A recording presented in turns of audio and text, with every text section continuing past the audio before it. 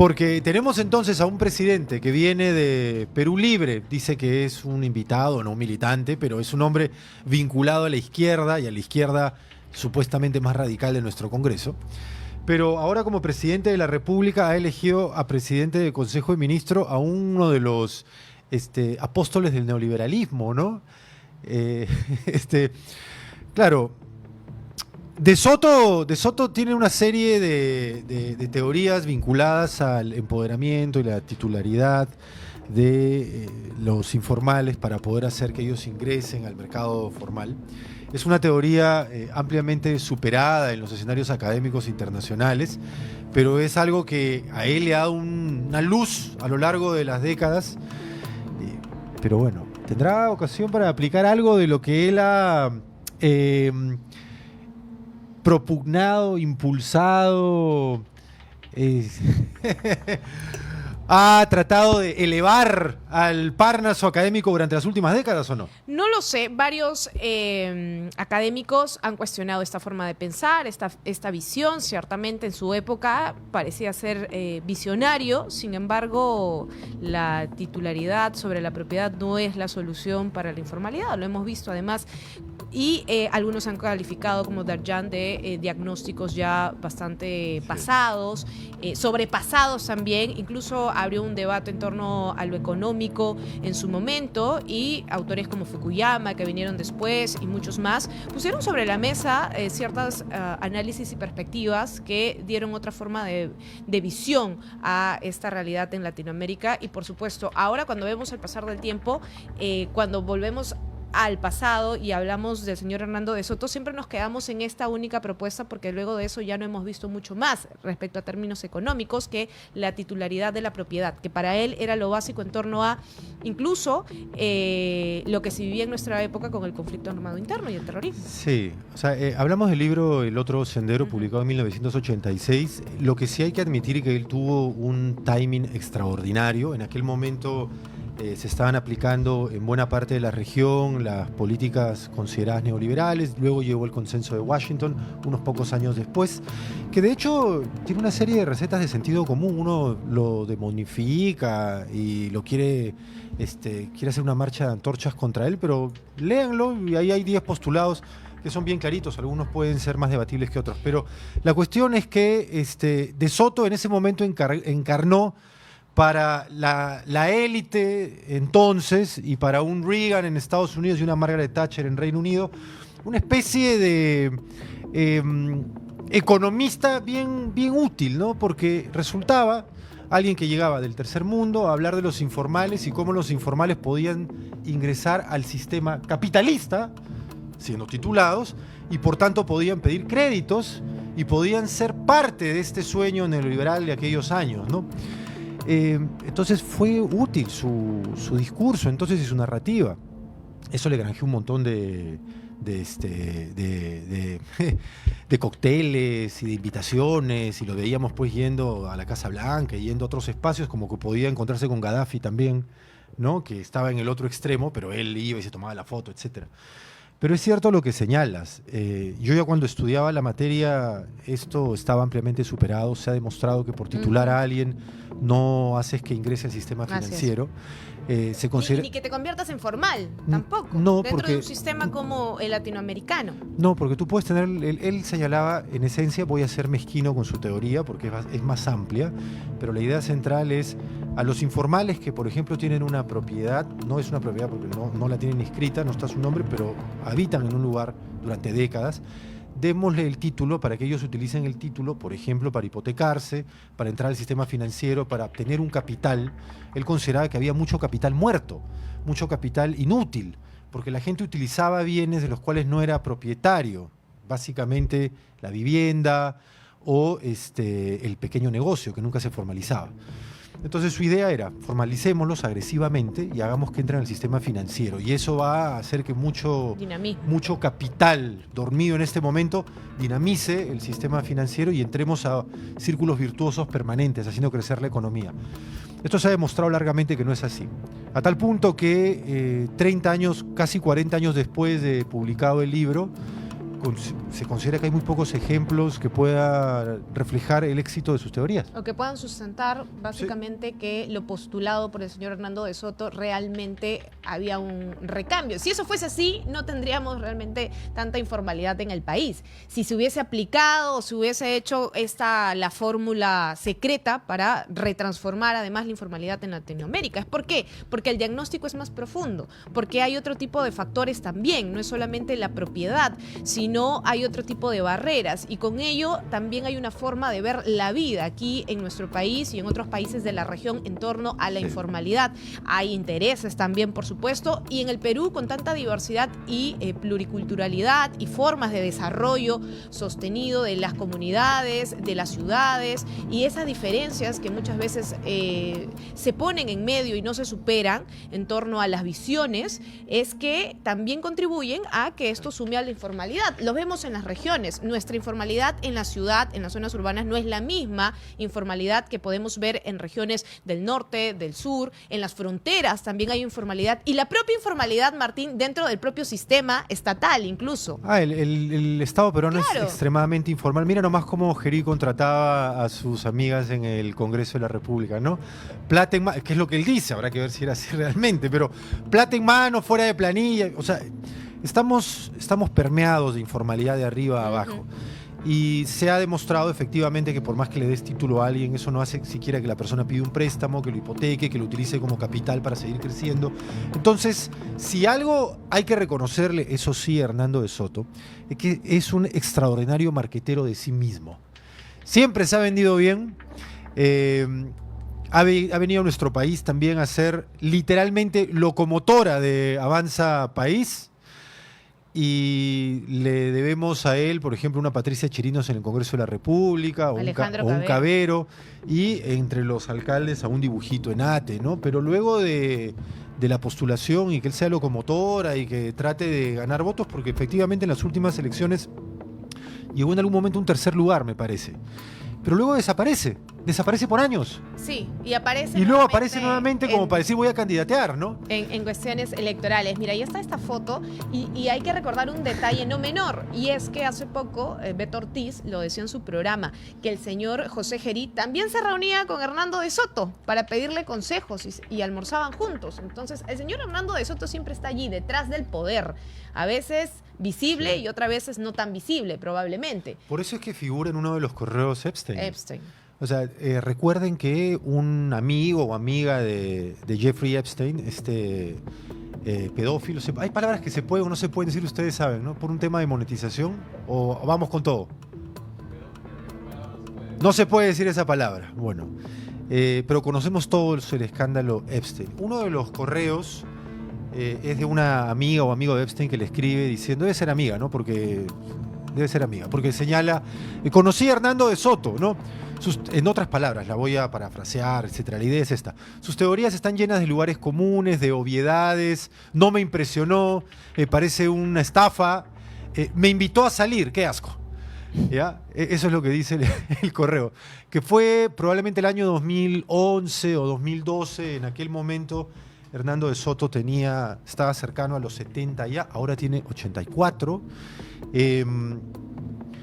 Eso no significa, evidentemente, que él esté involucrado en la trama Epstein, solo significa que Epstein, que era parte de su business, se codeaba con un montón de gente, y parte del business de Hernando de Soto también era codearse con un montón de gente, y han coincidido, pues se han conocido. No significa que esté involucrado en aquello por lo que se apresó a Epstein, y su pareja sigue apresada.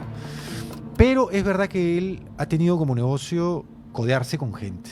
O sea, el rollo de con quién hablo y quién me contrata y la consultoría es parte de las relaciones públicas. Y él ha sido muy bueno en ello. Igual me llama la atención que tengamos un presidente que defiende el matrimonio infantil y su primer ministro resulta tocado tangencialmente por la trama Epstein, ¿no? Claro. O sea, digamos que es una coincidencia lamentable. Ahora, lo que también es lo que dijo el señor Hernando de Soto es que él nunca tuvo ningún contacto ni conocía además a Jeffrey Epstein y a Ghislaine Maxwell, Sí. que es la pareja de estos sujetos. No digo que haya estado involucrado. Se le mencionaba porque Sí, todos se esa movían fue en su ese posición. ámbito. Esa ¿no? fue la posición Sí. que él dijo cuando salió este documento. No dijo en realidad en referencia de si reconocía o no quién era la persona que había escrito este correo. Tal vez sí lo sabe, no sabemos. Pero ese es uno de los capítulos recientes, porque lo hemos visto además acercarse a todo tipo de político. Lo Sí, vimos durante diversos gobiernos. El último fue el del señor Pedro Castillo. También se acercó a él a conversar, a darle consejos y su perspectiva de lo que debería ser el manejo de la economía de nuestro país. ¿Recuerdas cuando Sí. se juntaba en la casa de Zarratea? Fue cercano al gobierno fujimorista también. También. Él incluso se pone la medalla al pecho para decir que tras el autogolpe, porque él se volvió a acercar a Alberto Fujimori tras el autogolpe, él fue quien permitió, ¿no?, la posibilidad de que la escena internacional, el Fondo Monetario Internacional, los políticos de diversos países empujaran las elecciones de un parlamento, ¿no?, que terminó siendo el Congreso Fujimorista. Y creó ese puente entre Fujimori, eso es lo que dice Hernando de Soto, y la comunidad internacional nuevamente. Ahora, hay un tema medio espinoso con su primera publicación, porque él la coescribió con Mario Ghibellini y con Enrique Gersi. Y en una reedición de El Otro Sendero... Los borró. Los borró. Los borró de la portada. Sí. Y eso llegó a ser un caso en Indecopi. Y lo perdió Hernando de Soto, ¿no? Pero claro, eso también habla pues de una deshonestidad para reconocer el mérito de quienes escribieron una obra contigo. Ahora, se ha dicho además también que en las próximas horas vamos a conocer quiénes van a ser los miembros del gabinete ministerial que presidiría el señor Hernando de Soto. Lo han dicho máximo martes, que podría haber esta toma de juramento para quienes van a ser parte de este gabinete. Pero quien se ha mostrado muy a favor es el señor Vladimir Cerrón. Ha dicho, designación de Hernando de Soto como premier tranquiliza la oligarquía peruana, pero deteriora el apoyo popular. Un teórico neoliberal que en la práctica devino en fracaso. Dice, pues, no se trata solo de formalizar la propiedad, incentivar la desregulación estatal y alienar a la clase obrera para sentirse emprendedora, dejando intacta la estructura explotadora. En 33 años, el neoliberalismo no ha resuelto la principal contradicción: gran avance tecnológico capitalista versus eliminación de los derechos sociales, ambientales y laborales. Ahí no lo vemos muy contento en realidad. Lo decía de manera irónica al inicio. Hay parte de lo que dice Cerrón ahí que sí, que es lo que se critica justamente de Soto. O sea, de Soto es como el populista neoliberal. Ese es Hernando de Soto, considerado por muchos, ¿no? Es un populismo neoliberal, si lo quieres. Entonces, aquí dice un teórico neoliberal que en la práctica devino en el fracaso, por sí, sus teorías no se han probado eficientes ni exitosas. Pues no se trata solo de formalizar la propiedad, lo que es verdad, incentivar la desregulación estatal, que claro, él también propugnaba la desregulación máxima. Yo al contrario, creo que los organismos reguladores deben ser fuertes. Si tú vas a privatizar, porque yo creo en la privatización, pero tienes que tener como contraparte una regulación fuerte, ¿no? Y alienar a la clase obrera para sentirse emprendedora. Bueno, aquí va ya de su cosecha, ¿no? Pero es cierto que un poco el rollo era, todos somos emprendedores y todos somos grandes, todos somos microempresarios. El emprendedurismo que luego coge Nano Guerra García, ¿no? Y que Sí. tiene un libro precisamente en el IEP, unos analistas sobre este tema, muy importante, se me ha ido el nombre del autor, pero que los invito a revisar, que se llama El emprendedurismo. Oye, pero es interesante lo que dice aquí Cerrón, Ajá. porque también le va a quitar piso el nombramiento de Hernando de Soto a quienes quienes querían criticar a Balcázar como zurdo, izquierdista, comunista. No tiene nada de nos ha tomado el izquierdista. comunismo. ¿Y ahora qué? Se acaba de nombrar a un apóstol neoliberal como presidente del Consejo de Ministros. O sea, en realidad para el debate público de cara a las elecciones le va a quitar piso a aquellos que lo van a querer criticar por zurdo. Claro, y ¿Qué además clase de zurdo es este? vamos a ver finalmente cómo es que se gesta y se construye este gabinete o se pega realmente las posiciones políticas en torno a esto, porque recordemos que APP ha pedido que no se muevan a los ministros. ¿Se acuerda que hablábamos la semana pasada Sí. de que este gabinete nos va a dar luces de quiénes están realmente detrás del poder y de esta coalición? Porque aquí lo hablábamos también con Enrique Castillo y él coincidía en que este no era un gobierno de Perú Libre, era un gobierno de una coalición de gente que se ha unido porque no es un gobierno netamente de izquierda como se quiso decir en su primer momento. Incluso el propio señor Balcázar lo dijo aquí en RPP, él es un invitado, él no tiene un partido político, no se identificaba de izquierda como tal, menos radical, y con el señor de Soto, pues es tremendo este guiño, pero que ya había adelantado con el señor Velarde del BCR. Ahora, con partidos que van y salen y ponen un comunicado como APP diciendo no me muevas a la ministra de Economía, al ministro de tal, al ministro de tal, ya tú vas viendo qué tipo de carteras son las que van echando ojito, se están ¿no? negociando. Claro que sí. Esta es una repartija también. Y en el gabinete lo vamos a ver cuando asociemos quiénes lideran este ministerio y a qué partidos o movimientos han tenido afinidad. Ahora, en teoría, pero esta es siempre la teoría en nuestro país, eso nunca funciona como debería. Por constitución, los ministros son nombrados a propuesta del presidente del Consejo de Ministros. Es decir, Hernando de Soto debería tener voz en la elección de su próximo gabinete. Y voz implica responsabilidad. O sea, si mantienen ahí a algún ministro cuestionado, se supone se está haciendo con la venia de Hernando de Soto también. Llama la atención, aunque yo no suelo fijarme demasiado en la edad, yo no creo que uno pierda solvencia necesariamente, ni tampoco valor por la edad. Pero tenemos pues entre el presidente de la República y el presidente del Consejo de Ministros una suma de ¿cuántos? 167 años. Uno tiene 83 y el otro tiene 84. Te sumaste a los dos. Sí. Uno tiene 83 y el otro 84. Son de la misma promo. Y yo, escuchando el mensaje inaugural de Balcázar, yo sí creo que por momentos, no sé si desvariaba o rayaba con la senilidad o se dispersaba, pero tuvo un primer mensaje, escúchenlo, que si bien tiene partes importantes, como que no voy a tocar la economía, que se mantenga esto estable, voy a abocarme a la seguridad ciudadana, que es lo que había que decir, voy a garantizar la transparencia de las elecciones, que es lo que había que decir.